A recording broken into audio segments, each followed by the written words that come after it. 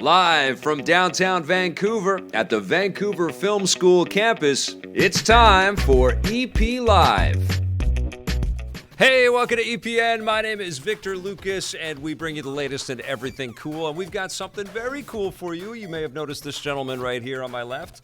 This is Bryface, and he is a chiptune composer. He makes music with his Game Boy, which is incredible. And I've been wanting to bring on a chiptune performer for a while, and Adrian Tallons, who's actually here. Hello, Adrian. Good to see you.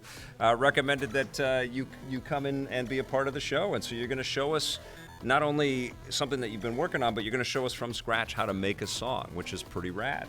I'm very excited about that. Okay, but we have got a rundown to get to first. So, Brian, you're my de facto guest host today as well. Okay, so if you've got any comments, I'll throw to you here a little bit. Okay. All right, so we're going to start with our rundown, and we're dedicating this one to I'd Rather Watch Paint Dry.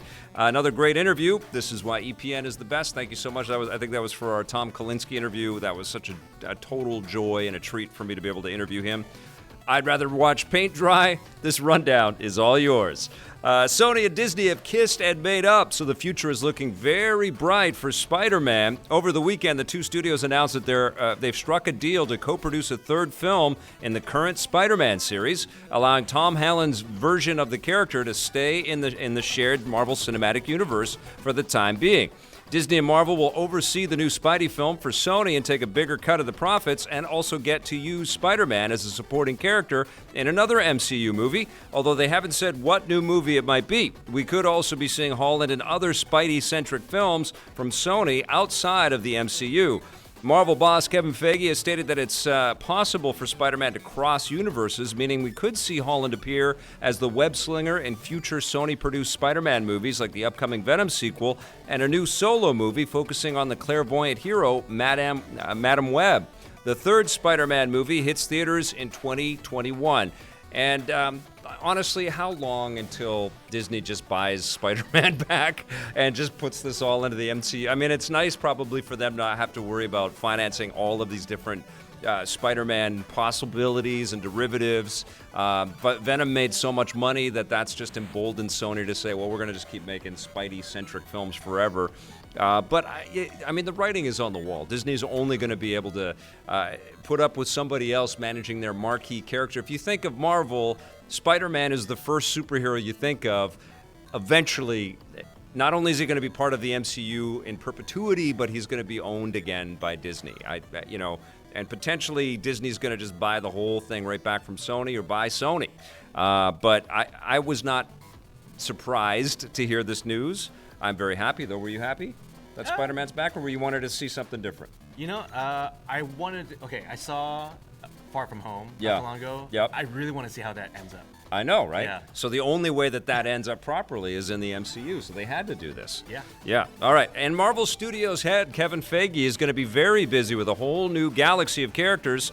Feige is reportedly working with Lucasfilm boss Kathleen Kennedy on a new Star Wars movie. No official details about the film itself have been revealed, but according to The Hollywood Reporter, the Feige-produced movie is one of several projects that Disney has planned for the post-Skywalker era of the franchise, which will begin after the release of Episode 9 this December. It's no surprise Disney wants Kevin Feige on Star Wars. He's easily one of the most successful producers in the industry, and unlike some of the recent Star Wars outings, all of the recent MCU movies have been critical and commercial hits. And I think the writing was on the wall a little bit for this one. I think that, with every successive hit that Kevin Feige was churning out and the sort of stumbles and misfires that were happening in the Star Wars universe, for a lot of people completely happy with everything that's been done so far. I think a lot of fingers were pointing, what about that guy? That guy could do something here with Star Wars. And I think Feige's a huge fan of Star Wars. There have been lots of little homages to Star Wars throughout the MCU movies. I think he's been angling in this direction. And quite frankly, I think he probably wants a new challenge. And the rumor is, the speculation is that after Kathleen Kennedy finishes up her next 3-year contract, she's going to step out of the role, and Kevin Feige is going to be the head of Star Wars. I don't know if he'll be the head of Star Wars. Do you think he could do Star Wars and Marvel at the same time? Well, I think he's been a really busy person. Yeah. Over the last 10 years. So Yes. I'm not. Well, I mean, if he's up for the task, then more power to him. You know what? You're right about that. And he's been the guy, right? So maybe, and he's been working with awesome people, clearly, at Marvel. They've been making a lot of good moves. Not everybody loves these Marvel movies. I happen to think they're pretty damn incredible. What do you think? I followed them from like the first Yeah. movies, so I can't wait to see what's going to happen next. Yeah, so you're in. I think most of us fans of genre stuff are pretty in on all of this stuff. But I would imagine that there's a lot of people in the Marvel movie camp that are saying, "What about me? Let me have the reins a little bit." So maybe this is the way that this all sort of shakes out. He transitions to something new, and he gives somebody else a chance to kind of be the top dog for a little while over on Marvel. And we get some different types of Star Wars movies as we phase out all of the Skywalker stuff. Yeah, we're going to learn a lot. Are you excited for Episode 9? Yeah, the first couple of movies, there's been a lot of like really weird twists and turns. Yeah. I really want to see how J.J. Abrams is able to work his magic. Do you think he's going to be, a lot of people are speculating that he's basically trying to retcon a lot of the ideas that Rian Johnson did with the last one. I forget the name of it right now. Yeah, when I saw The Last Jedi, Yeah. I saw that there was a lot of like backtracking a little bit. Yeah. So I don't know. I would love to be like a fly on the wall in that writer's I know. room of like, what are we gonna do about this? I know. Yeah. Well, they knew that the Rian Johnson The Last Jedi movie was going to be very controversial. They knew that going into it. They knew it as they were releasing it. It certainly got talked about. Did pretty damn good box office, but it made a lot of people very angry. So it'll be very interesting to see how Episode 9, how it does, because it all sort of is back-ended on that, right? Episode 9 has to do well. Mandalorian has to do well. If those two do well, Star Wars is going to be rocking for a while. But Galaxy's Edge has been underperforming. There's been some, a lot of tension around Star Wars, a lot of apprehension around this. So maybe this is a way for Star Wars and Lucasfilm to kind of course correct, and Feige's going to be the top Jedi. We'll find out. The makers of Minecraft want a slice of the Pokemon Go market. During the annual Minecon event over the weekend, Microsoft and Mojang announced that the new augmented reality game, Minecraft Earth, will finally go into wide release this October. The game has been in private beta for the past several months and is basically Minecraft meets Pokemon Go, with players finding materials and building their own creations in the world around them. And then joining forces with other players to battle monsters. This isn't the only new game that shakes up the Minecraft formula. The new action RPG Minecraft Dungeons, which is basically a cross between Minecraft and Diablo, will launch next year on consoles and the PC. I think this is all good news for Minecraft fanatics out there. They got to shake up the ideas of how you can approach this massive franchise that Microsoft paid a hefty penny for. All of this stuff looks pretty damn cool. I have to admit, I have not touched Minecraft in many, many months. Are you a Minecraft player or fan? No, for a lot of the same reasons you talked about. I'm afraid of the rabbit holes that lie yes. therein. Yeah. Yeah, it's kind of like starting a WoW campaign again in a way, right? It's just it's like boy. starting over. Oh, okay, let's go mining for a while. But clearly new people are finding the game every day, and now they're going to find new ways to kind of enjoy this formula and this franchise. I actually am really excited to see the Dungeons game. I think that's going to be a lot of fun. I can't wait to check that out. Now, it's official. Netflix audiences will be able to return to the small town of Hawkins, Indiana. The streaming giant has officially renewed their hit series Stranger Things for a fourth season. No surprise. This seemed inevitable given the cliffhanger finale of Season 3, not to mention the fact that the show is one of the biggest and most recognizable brands on Netflix, although that's no guarantee it will go on forever. Netflix has previously stated that they don't usually bring in as many Netflix has previously stated that they usually end shows after 3 or 4 seasons because after that, they don't usually bring in as many subscribers as new shows. We'll have to wait and see if Stranger Things breaks the pattern. No word on how long we'll have to wait for Season 4. I would love Stranger Things to go out on a high note, and for the Duffer Brothers, which another part of this announcement is that the Duffer Brothers have got a continuing development deal now with Netflix. They're going to work on new things. Clearly, that's been a successful partnership, and they're excited to see where else they can go together. But I would love Stranger Things to wrap up in an incredibly fulfilling I love season 3. I thought it was so crazy fun. It was like eating candy every night when I was watching that. And I'm very excited for season 4. But I'm also excited for them to kind of have a game plan to wrap it all up and put it away. And maybe we revisit Stranger Things, I don't know, in 10 years or 20 years or something like that. But what a show. What an incredible show. I mean, for somebody that was alive during the 80s, probably not you, but I was. No, I was. Were you? Okay. Yeah. It's a surreal thing to watch the show, and it's I've eaten in a mall like that. I've had that. I've worn that outfit. That hair is crazy. I used to be it's an amazing show, and so much talent involved there. All right, that's going to do it for our rundown. Thank you so much for watching that. Now it's time for This Day in Everything Cool.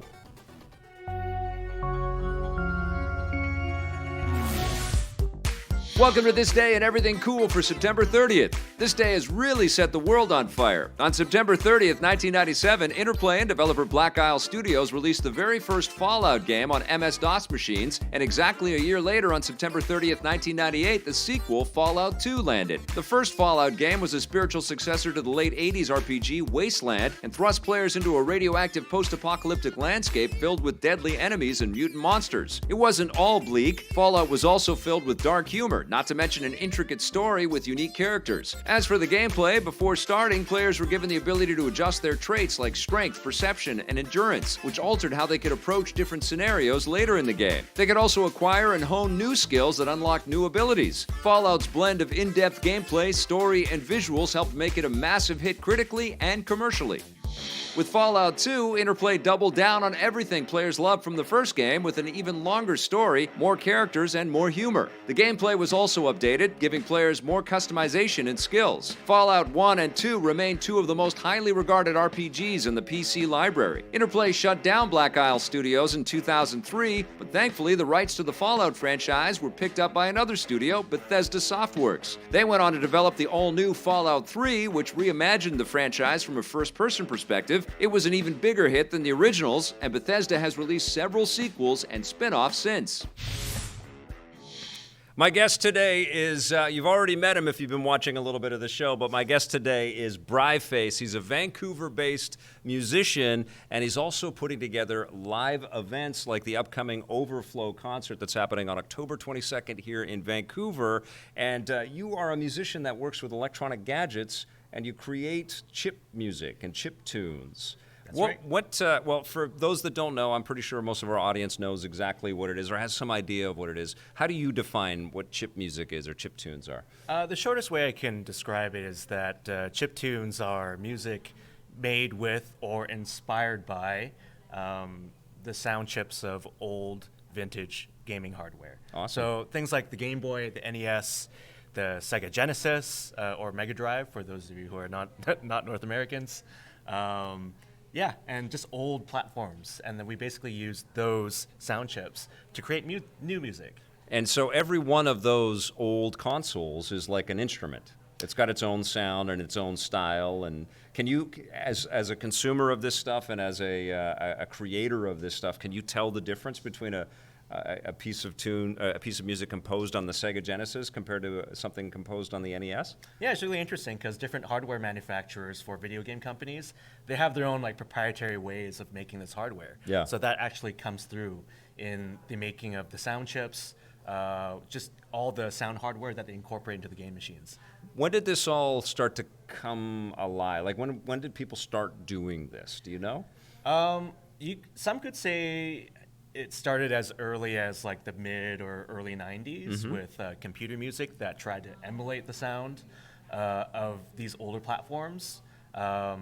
Otherwise, I guess a few years into the late 90s, people started figuring out how to reverse engineer how to program for these old platforms. And so what they would end up doing is that they would make programs that would actually let you write music from scratch right in the hardware.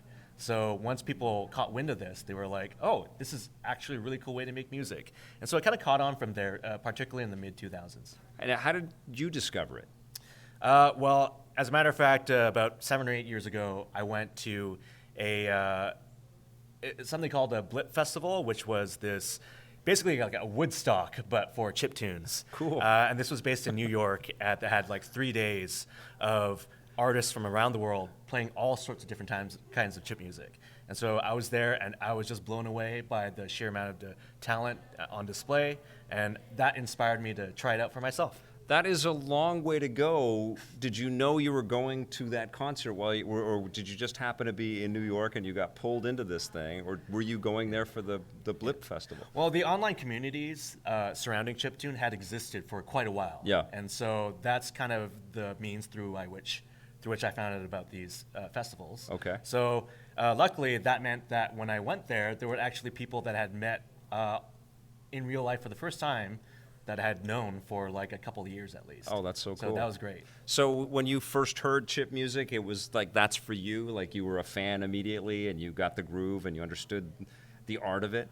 Yeah, there's a couple of aspects to it. I think one is obviously the nostalgia factor. Sure. Most of us grew up playing games, and so there's a bit of that audio DNA, and that's part of why we like it so much. Yep.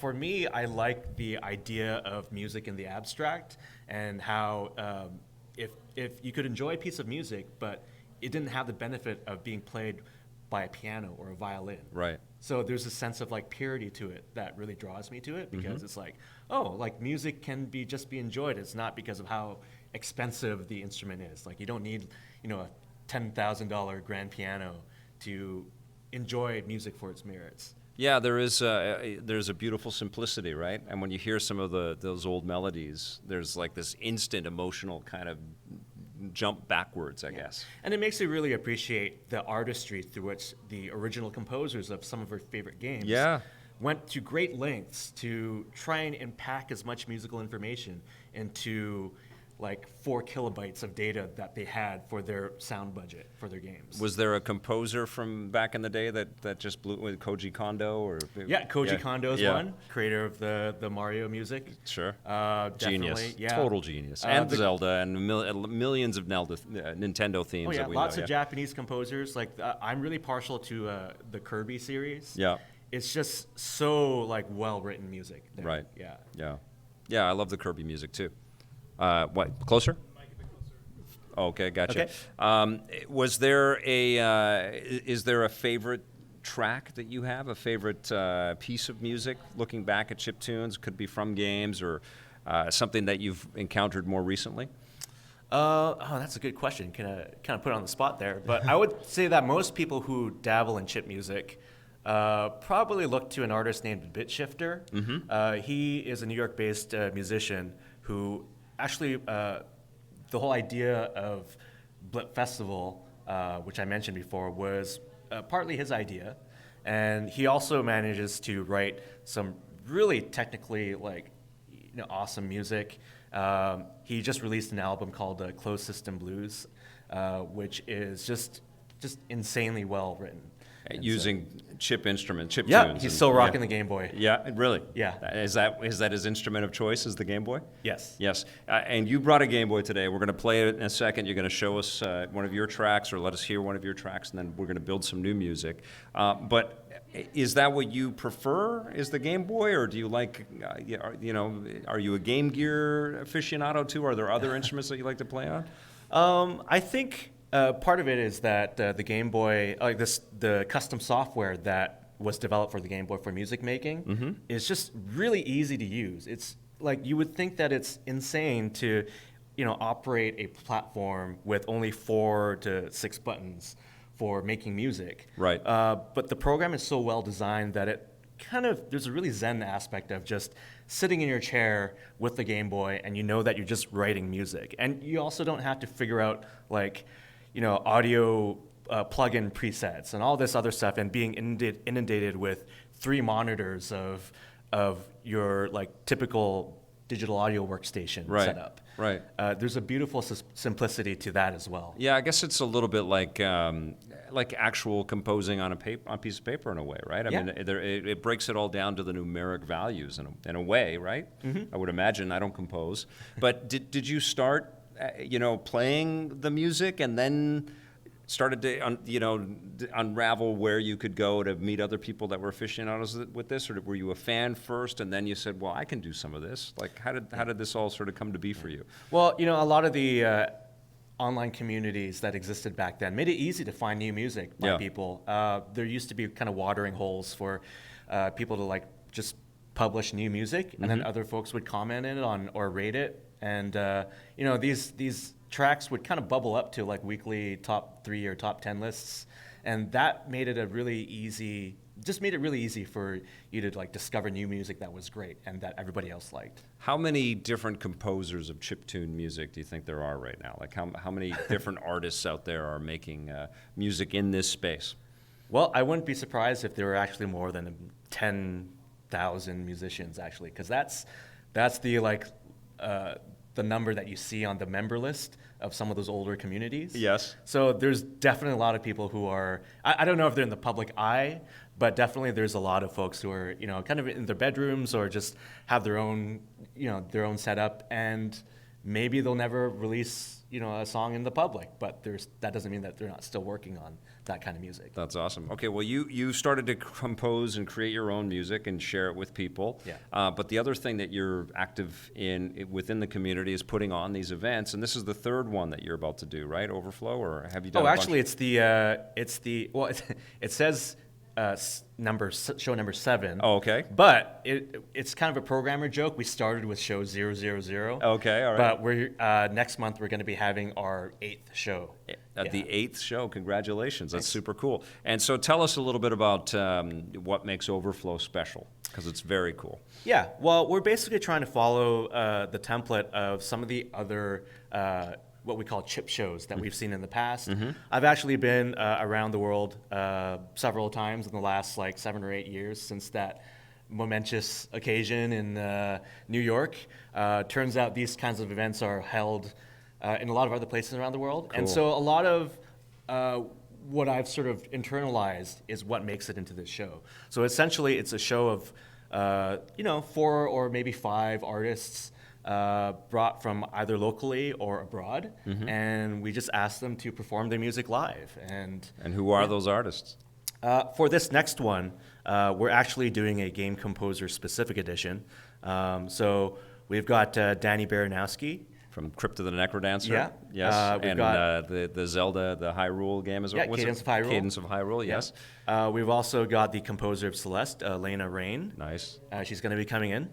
Also, a friend of ours, Daniel Cannon, he composed some of the music for Just Shapes and Beats.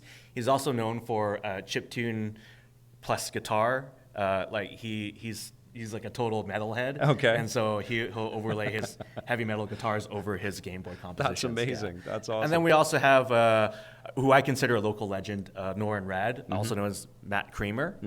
He composed the music for Retro City Rampage. Oh, great. And the successor, Shakedown Hawaii. And the music for Shakedown Hawaii is amazing. Yeah. It is so damn cool. Yeah, if you love your synthwave, yeah. like there's lots to love. So it's not all going to be composed on Game Boys then. It's going to be a nice cross-section of different digital artistry out there. Yeah, normally we try and showcase as many different platforms and backgrounds of people as possible. It's just this particular show where we're like, you know what, we should pay tribute to a lot of these composers because a lot of them have had chiptune scene roots. Sure. And so there's a lot of cross-pollination between all these different communities. And so we just thought we'd celebrate that. That's awesome. Is there a chiptune capital of the world? Is there a place that's kind of like the mecca for, like, you know, there's lots of great bands out of Detroit. Vancouver had some great bands for a while. Is there a place on Earth that there just seems to be tons of them? As a matter of fact, just 2 weeks ago was the latest edition of Square Sounds Festival. Okay. And that took place in Tokyo, Japan. Okay. And you can already imagine just from my mentioning Tokyo that that's already a mecca of gaming and just video game culture. Yep. And it also happens to be a place where I've got some friends who run the shows there every year. It's an annual event, and chiptune artists from all over the world get featured at this show. That's and awesome. a lot of people just go just to check the other artists out. Yeah, I mean, Tokyo is definitely a hub for art in general, right? Like, there's just a celebration of expression there. It's incredible. Yeah. I'd have to get to something like that. That sounds amazing. Yeah. I'll definitely be coming to Overflow, but now is the real treat of the show because you're going to play us live right now, something that you've composed, and you crafted this whole thing by yourself, and this is your tune right here? Yeah, I wrote this on my Game Boy, and What's it called? well, the tune? Yeah. It actually doesn't have a tune Okay, yet. okay. It's not released yet. Okay. But I've been playing it at live shows, and people seem to really like it. Okay, let's hear a little bit. Yeah.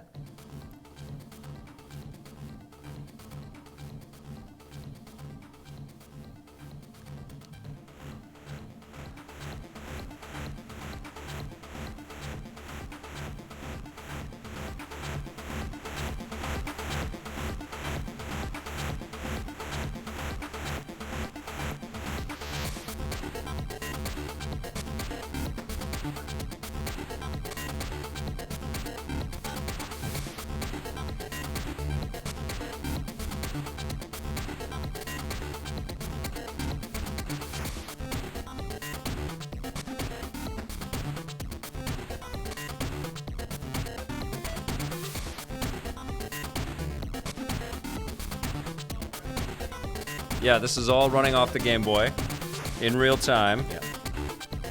And are you improvising as you go, or is that Yeah. all pre-edited tracks that you're queuing up? It's all pre-written, but that doesn't mean I can't improvise a little bit, right? Okay. So in fact, I can actually solo different sound channels here, Okay. and right, Cool.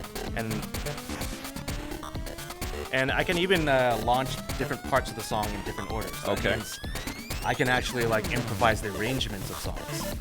So you could feel, if you're performing this live, you could feel the crowd and the way that they're interacting with the music and change up the beat sort of based on the rhythm and the feel of the room. Yeah, I can repeat Yeah. sections. I can play the chorus of like the drums, Yeah. but keep the melody in the verse. Yeah. You know, do things like that. And yeah. so in a concert, you guys would crank this. Would you have a room filled with people dancing to the music and just getting right down? Oh yeah, Yeah. definitely. And you know, there's like you can sort of tell who's new at these events because they're a little bit like flustered by. Yeah. Wait, these people are dancing to somebody who's operating Game Boy. It's so I'm really dope, tickled by that whole just that very idea. It's amazing. I mean, that's the world we live in, which is so cool. Okay, you're gonna play us something brand new from scratch. You're gonna show us how to do a tune on a Game Boy. That's right. But you've got an NES cartridge right there. I want to show that too. Oh, yeah. Yeah, hold that up. Now, what is this? Yeah. Well, this is called a power pack, and it's known Okay. as this sort of like class of cartridges known as flash cards. Okay. And what it basically is that Hold it to Oh. that camera. Okay. oh, this one. Yeah. Turn it around. now. This way. Yeah. All right. Okay. All right. So basically, what this cartridge is it allows you to run custom code on it. Okay. So the way you put custom code on it is that there is this compact flash card Okay.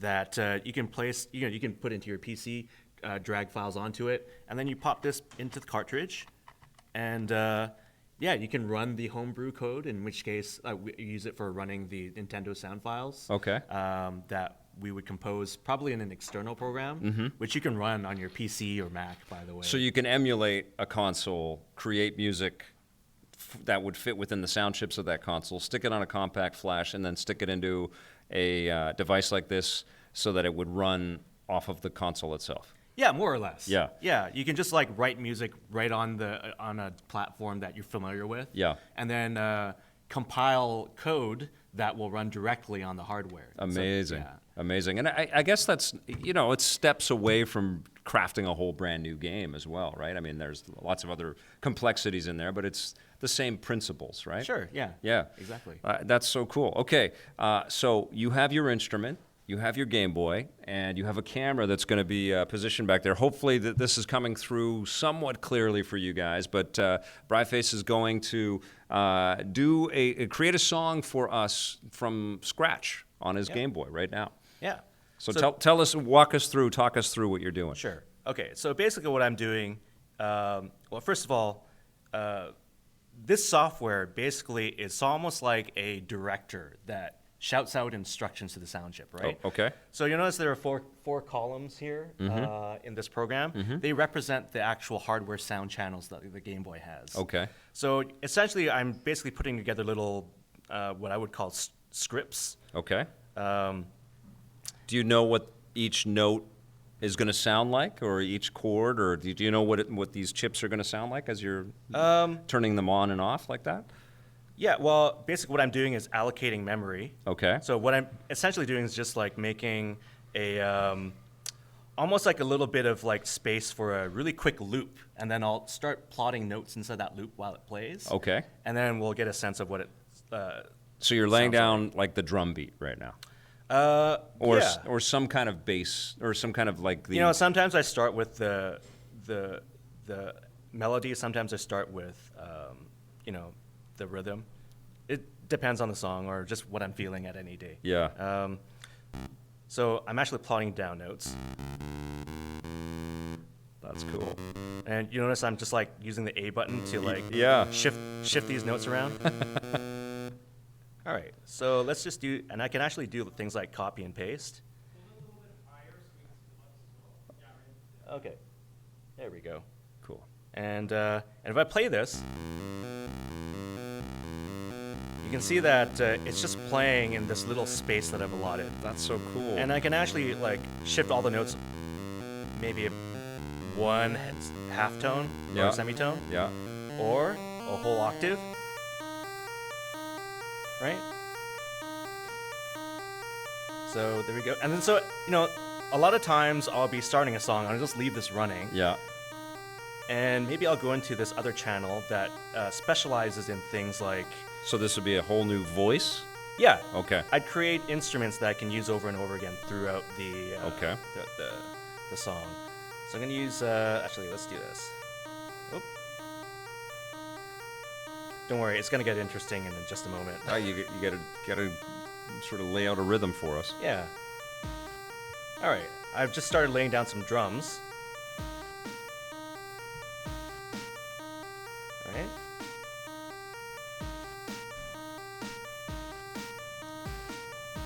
So already, like, it's been Tilt 2 up minutes. a bit so we can Yeah. see your thumbs on the buttons there. There you go. So it's been 2 minutes. Yeah. And I already have something that resembles music, right? That's so cool. And yeah. The composers on the Game Boy originally did it on a computer and then jammed it to the machine itself, right? They weren't. Yeah, the tools weren't anywhere as sophisticated as they are now. Right. And those tools that were probably like proprietary to each of the companies, Yep.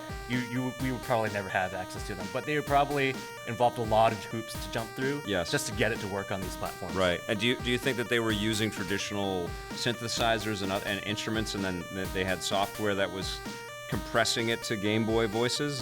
Is that? Yeah, I'm sure there were a lot of like tools, like developer tools that they needed to make this even possible. This is so cool, man. People want your Game Boy. Where did you get this very cool backlit Game Boy? Oh, well, actually, the guts of this Game Boy Yeah. are. It's still the Game Boy that I owned as a kid. Right on. But I've since modified it to have. I've since modified it to have like. Did you clear- modify it yourself? Yeah, I did.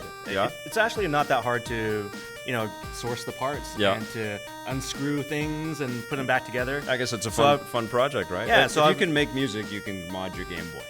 Yeah. Yeah. So I've also installed what's called a Pro Sound mod, and it's mainly for musicians who want to,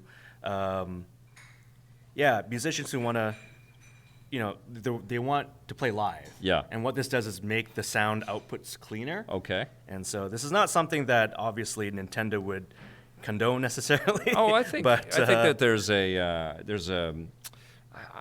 don't. You're kind of celebrating the Game Boy with this. You're keeping it very much alive, and I think that's a beautiful thing, right? Like these are pieces of technology that these companies have made a lot of money from, and then they move on to the next piece of technology, but they mean something to us. And I think that's why we go to concerts of chiptune music, right? So I would think that you probably have a tremendous amount of fans of this kind of music and what you're doing and what other artists like you are doing at Nintendo. I think they'd be very happy to see that kind of thing.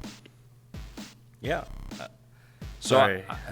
We've got Bryface here. If you guys have any questions, maybe at home you want to compose your own stuff, go ahead and read it, but go ahead and write it for us. But help me with reading it by doing all caps if you can, right there. Dr. Gamelove says my dad's girlfriend gave me hers last year and was basically barely used for decades. Looks new. That's he got a classic Game Boy, brand new. Yeah, that's super cool. I have the GBA that they made look like the old NES with the old pattern. I pull that out every once in a while. I love that. That's okay.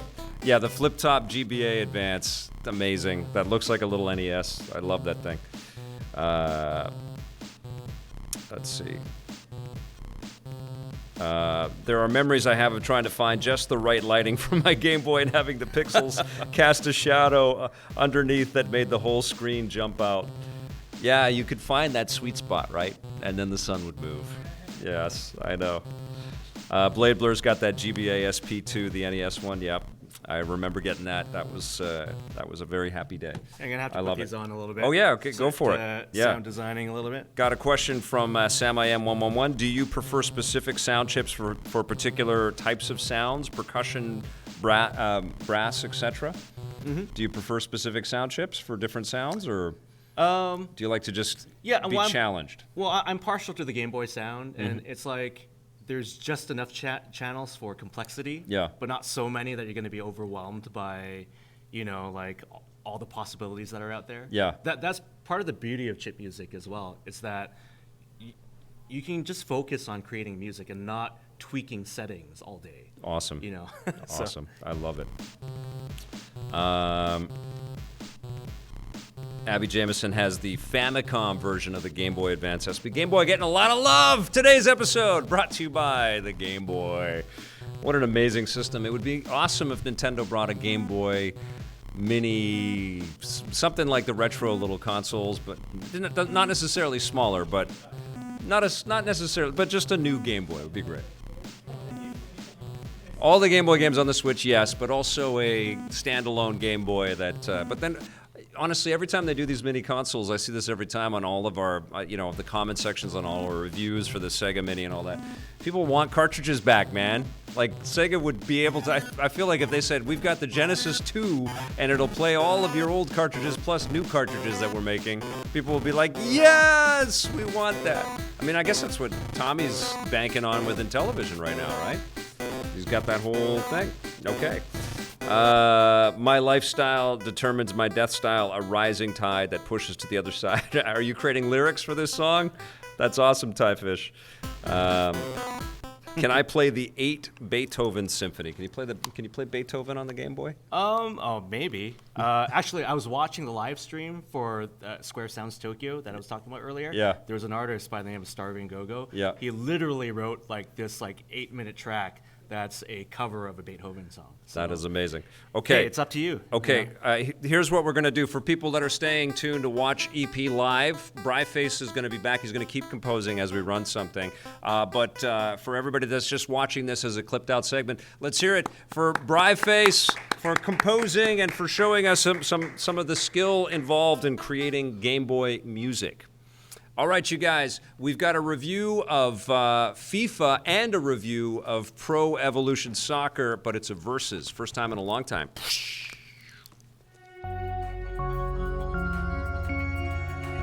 If you've ever been looking for great justification in competition in sports video games, you can find it right here in the ongoing rivalry between FIFA and Pro Evolution Soccer. We've got the latest editions of both games out right now, and I thought I'd do something that I haven't done in a long time, honest-to-goodness versus between these two big, high-level, well-produced soccer games. We've got FIFA 20 going up against eFootball PES 2020. I think that's what it is. PES, short for Pro Evolution Soccer. Goal, Milan! So the way that we break this down is visuals, audio, and gameplay. And of course, there's a lot more weight on gameplay because that's what's most important, isn't it? Let's start with the visuals and how FIFA 20 breaks down against PES 2020. First of all, I have to say that FIFA makes so much money for Electronic Arts. We all know this. It's a huge moneymaker for a myriad of reasons. It's an incredibly popular sports franchise, but of course, the Football Ultimate Team makes them tons and tons of cash. So you would expect that the visuals would just slaughter the competition competition, but no, I don't think that is the case. I think PES 2020 looks phenomenal. It's not in the menu department. It's not in the extra flash and flourish. It's not in, all of the sort of broadcast quality signage and stuff that pops up. I think FIFA has that down. It also has the new Volta mode, which adds a whole new level of detail and depth into the visual department. But what PES has is this incredible detail and finesse when you're on the field. The animations are rock solid. They look and they feel a little bit more grounded, a little bit more rooted in reality than the FIFA animations, even though the FIFA animations are wonderful and perhaps there's more of them in the totality across all of the different modes. But I don't know, there was something that just blew me away about the way my players moved on the pitch on PES 2020. I saw this one animation, which, I'm sure I've caught in my many years of reviewing soccer video games in the past. One of the players, just as a shot was coming in towards net, one of the defenders just casually turned around and let the ball hit his back in such a convincing manner. It was so much like I was watching a television broadcast of a sports game. It was unbelievable. I was really, really impressed. Contrast with, I think there's a latent accessibility with the play of FIFA, which I'll talk about in the gameplay department, but I think that also is something that you could witness in the way that the players move. It feels like it's a little bit faster. It feels like it's a little bit more leaning in the arcadey direction,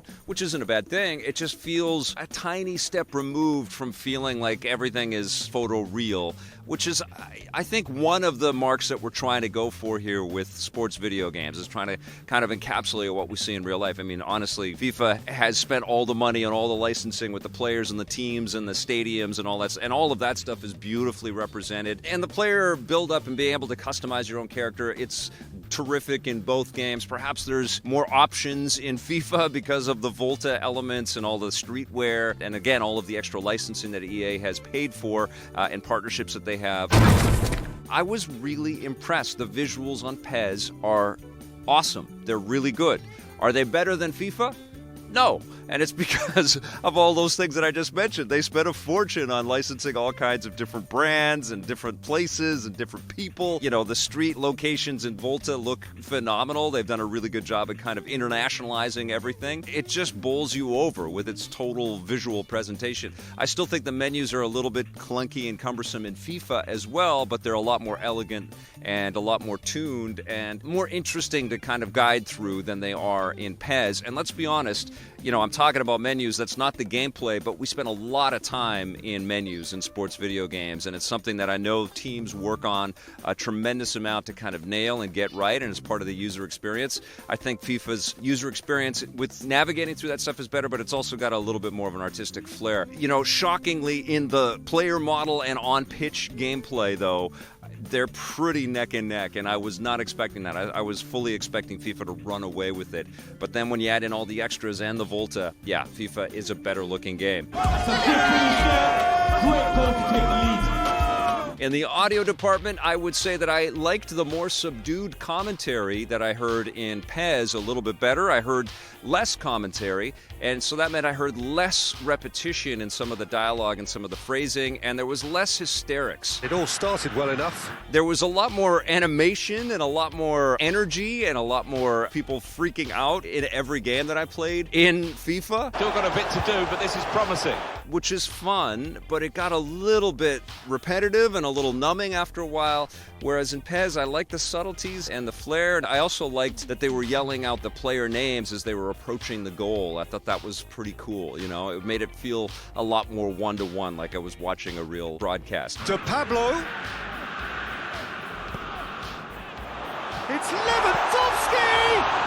Both games have a really solid collection of musical tracks from around the world, but FIFA kills it every time. FIFA as an album, the pastiche of all of these different sounds and songs from around the world. Every time I listen to a FIFA game, I'm blown away by, again, the license gathering that the FIFA team does. They scour to get great tracks and really cool music, so you're bopping along, and you're hearing stuff that you don't normally hear, and a lot of the North American-based or focused type content that I'm reviewing throughout the year, I don't normally hear a lot of these different artists. I also thought the crowd sounded a lot better in FIFA as well, and also with the Volta and all the voice acting that they put into the story mode. Again, it's more that FIFA loaded in everything and the kitchen sink with regards to production, and I would have to say that FIFA sounds better than PES, but PES does sound pretty damn good as well. Goes for goal! Really well taken goal!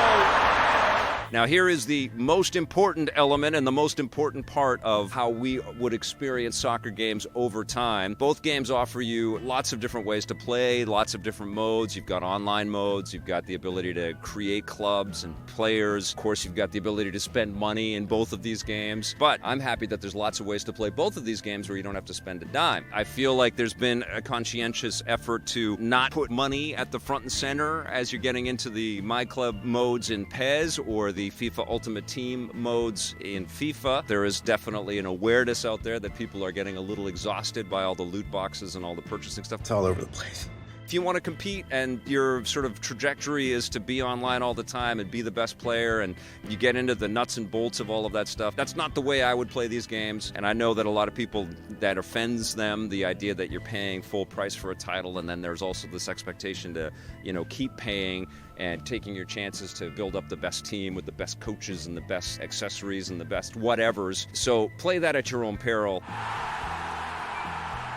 Now, FIFA does add the Volta mode, and that makes a huge, significant contribution in gameplay this year to this game. They've steered away from the story modes that they've done in the last few FIFA games where it's been this guy's rise to the pro leagues and stuff. You can still rise into the pros with the Volta story and characters that you build, but it's like a separate game. It's a street game, and it's very cool. It's not unlike the blacktop mode that you would get in NBA 2K or the threes mode or the ones mode in NHL. I love this new mode. I think Volta is fantastic. It adheres to the physics and control configurations that you would get in the traditional FIFA game. It's not FIFA Street. It's not to be confused with FIFA Street. You have to be totally on your game, and you have to play as the keeper too, right? Because you're playing on street pitches and the space is small. Sometimes the ball will bounce off of the walls, and you've got to be able to run back and forth across the pitch and stand in front of the net and get used to blocking and stuff. I actually liked that Volta taught me how to better position my player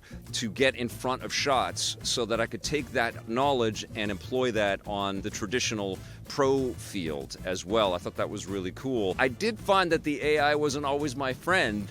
My AI teammates in Volta, I found like pass to me, man, this is ridiculous. Get open, get in a spot where you're actually going to receive the pass that I'm going to send to you. But it's so slick, it's so well produced. I'm not a big fan of the story stuff. I thought it got a little bit cheeseball. But again, I like the international flavor, and I like the music and the different kind of energy and the streetwear and all that. It's fun, man. It's a great addition to FIFA 20, and it makes a huge significant contribution to the value of the game. With PES, I think it's more about training and learning the ropes, and both teams offer this idea of this sort of chemistry that you have within the teams and learning all of the specific details.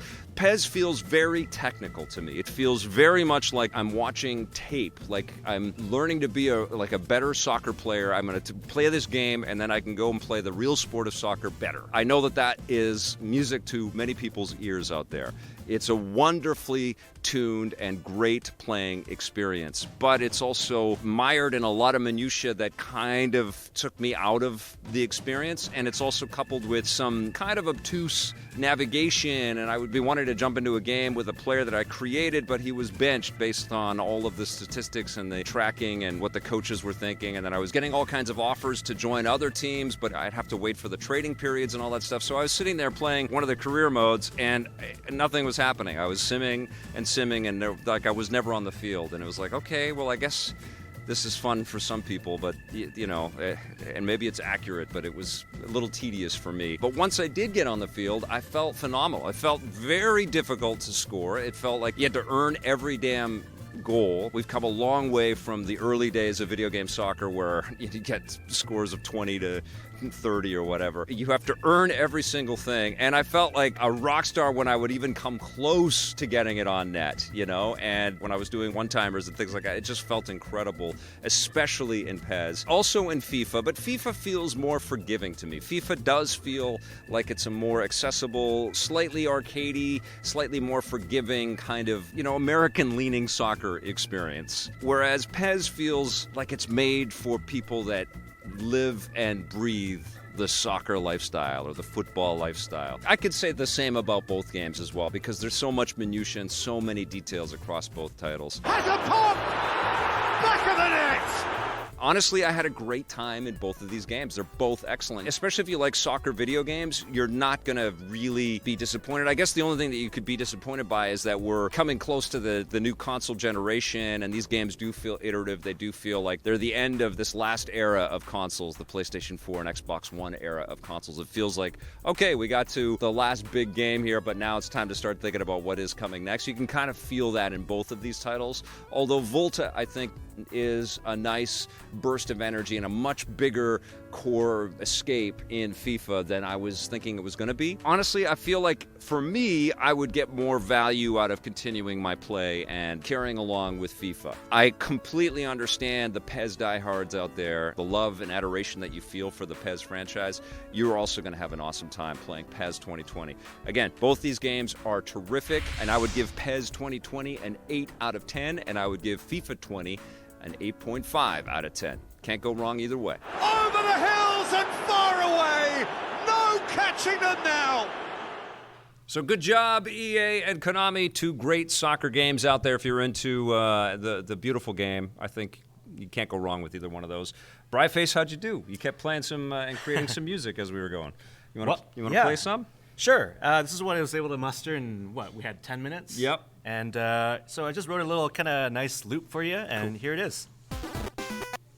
Oh, let's try that again. Okay. Oh, okay. all right. We're adjusting in the live venue. We're at the VFS Cafe in Vancouver at 390 West Hastings. We are good. Sure. Here it is.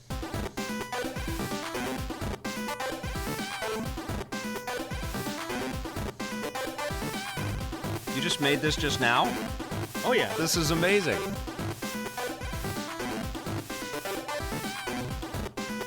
And there we go. I mean, that's just 10 minutes of work for you, but... That sounds so cool. That sounds thanks. Great, dude. Have you got your stuff into a game yet? Has that happened for you? No. I've always thought about it. Yeah. Right now, I'm very protective of my hobby as a hobby. You know? Yeah, and so gotcha. I love just being able to make, make music for myself. Right. But that's not to say that I'm not looking for opportunities to maybe see my stuff in a game. That'd be amazing. I'd like to see that happen. Thanks.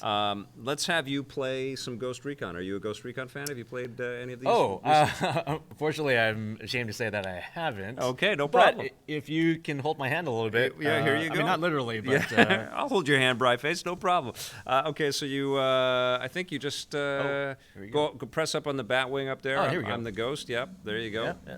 Boom, and then you got to hold it down. Okay, there good. we go. Okay, so we're loading in. First thing it says, drone. First, on the first screen, we got drone right there on the left-hand side. There will be drones in this military game, which comes out tomorrow. It's the new Ghost Recon massive adventure. It's called Breakpoint. And brand new. We've just crash landed in the jungle, and I don't know what happens because I've not touched this. I haven't played this at all yet. So try not to die. And I think you're going for the circle over there. Yeah. Okay. It looks like I'm already at a disadvantage because I'm You are very hurt. next to crawling. Yeah. Yeah, we've started you nearly dead. Is that okay, Bryface? Is that all right? I'll manage. Okay. Yes, right. We've got a good comment here from a fat chimp. I hate this whole trend of having a cursor on the screen with hold to accept. Yeah, it's kind of like a PC tip of the hat, isn't it? It's like we're moving a mouse around everywhere. It started with Destiny, I think. Destiny was one of the first ones where you're moving an icon on the screen to where you want to select. Oh, and Smash Brothers has it too, yeah. Yeah. Yeah, I like just clicking through the buttons. Yeah, I much prefer that tactility. Good comment there, Fat Chimp. Let's see what we got here. Okay, so this is Let's Play and Chat. If you got any comments or questions, any questions for Bryface, you let us know. Dr. Gamelove said more. It also says, I never kept my old consoles because I always had to trade for the new ones. I wish I did keep them. I'm trying to keep my stuff now, though. Yeah, it's funny how we've come right around with how enjoyable some of that classic stuff is, except for Strider. Tried it again, did not like it. I promise that I'm going to keep playing Strider until I can appreciate it. Great question from Nintendo Boy 17. I'd like to see that from the. Okay, question, Vic. With 2010s ending, will we have a best games of the 2010s for Rocket and Ray Gun? That's a fantastic idea, Nintendo Boy 17. So the best game of the decade in the Rocket and Ray Gun Awards. Was that this decade? I don't. Blake, his de facto answer is always Half-Life 2 or Star Trek. That is an awesome idea. I think we should make that so. Best game of the decade, so that'll give us lots to talk about and discuss. In Vic's defense, Strider is better on the PlayStation 1 compilation and not the Genesis. There you go, Blair Farrell's always got my back. Thank you. Anyone excited for the new Call of Duty? Chris Dugan. I am excited. I don't know what to make of the story yet. I got a nice taste of it, but it should be quite harrowing and sad because they're trying to adhere to some real sense of it, realism. And as we know, a lot of this conflict is just horrifying, and I'm excited to play it because I know it's been made with a tremendous amount of artistry and some incredible technology. So it should be beautiful to behold, but also tough to get through in some ways. Multiplayer, on the other hand, is candy. I've already played a bunch of multiplayer. It is so much fun. They've done some great stuff with night vision goggles. And, and sort of dropping the HUD. They've also done this gunfight mode where it's 2 against 2. It's super addictive. Yeah, I'm really looking forward to Call of Duty. And I'm looking forward to seeing kind of how the world responds to the single-player campaign that they put together. Question from Tyfish. Have you been following all the sick news updates on Arrowverse crossover? Holy crap, seriously going to be insane. I need to get caught up. I have seen the Brandon Routh in the Kingdom Come Superman suit.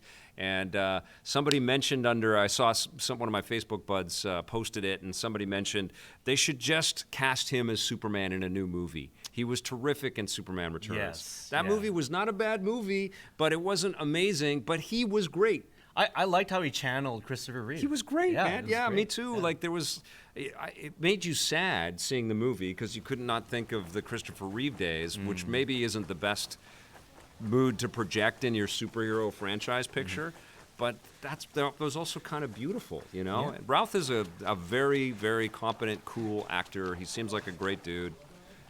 Pardon me? Dylan Dog from, not sure. I'm not sure.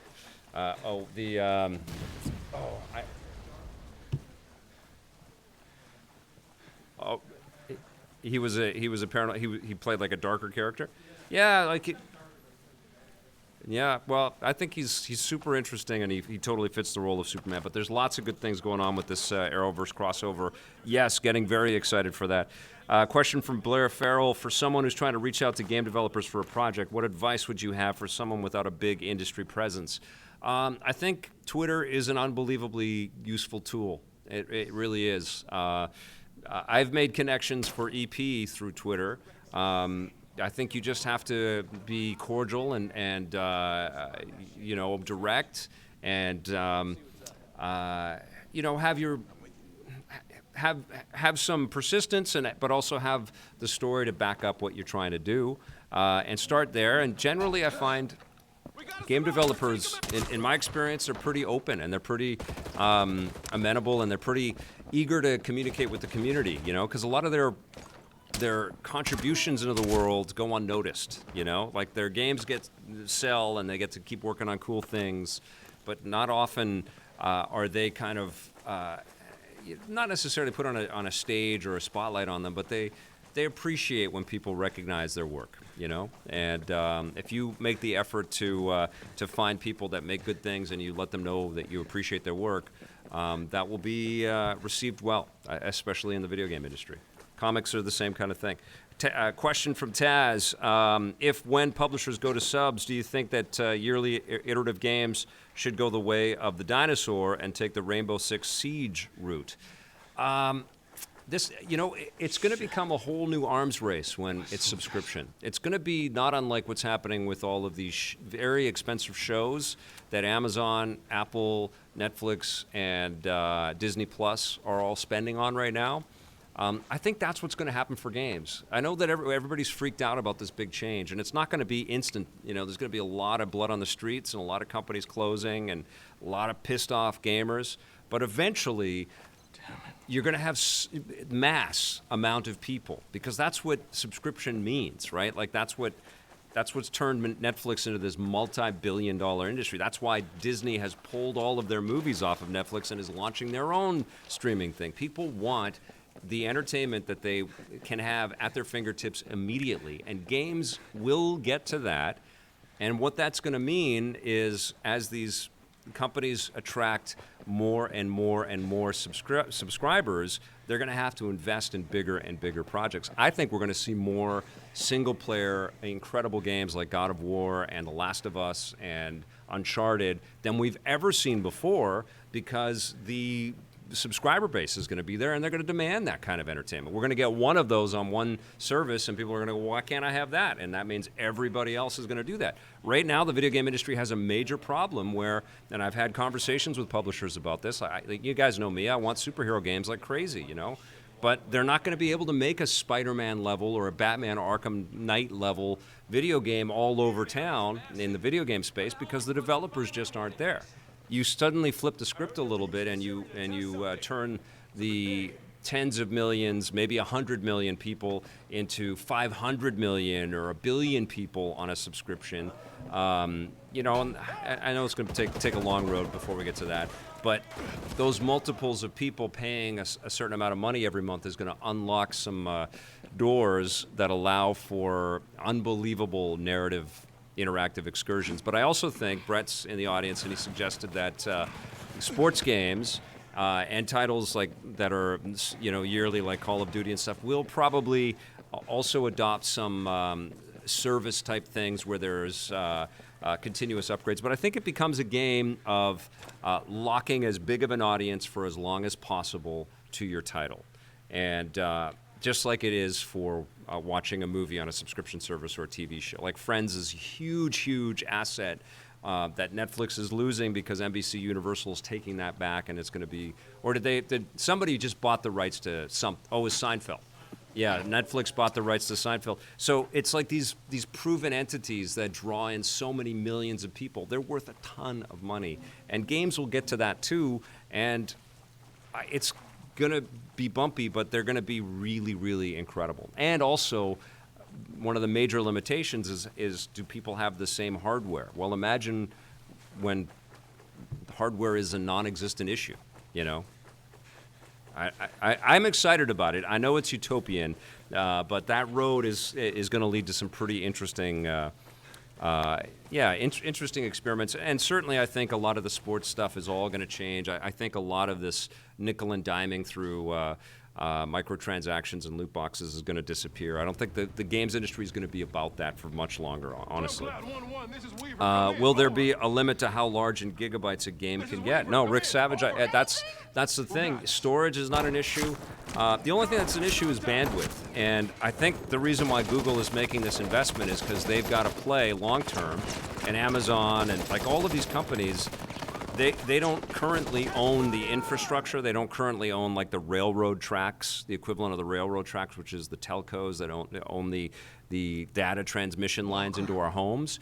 But they're making the deals So eventually they'll be either partnered with these companies in massive ways, because if they're producing content that needs to stream at, incredibly high speeds and has to have consistency, they're going to back-end fund a lot of that stuff, and they're going to be participants in it, if not outright owners of a lot of that stuff. And I think that's what Google's sort of outlining for itself with Stadia, and I wouldn't be surprised if Amazon makes some big plays like that, and Microsoft. I don't know. It's crystal ball time here a little bit, but I don't think Google's messing around here. I don't think this is just a little tiny dip in the toe in the thing. And I don't think Apple's messing around with Arcade either. If Arcade gets enough subscribers over the next little while, it's going to be one of the biggest platforms for video games. I know you can look down your nose at it just being mobile games, but if there's a 20 million or 50 million or 150 million, I don't know what the subscriber kind of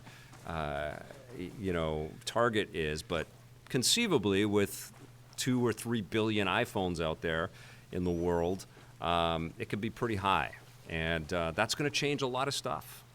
It just will. Question from Kevin S.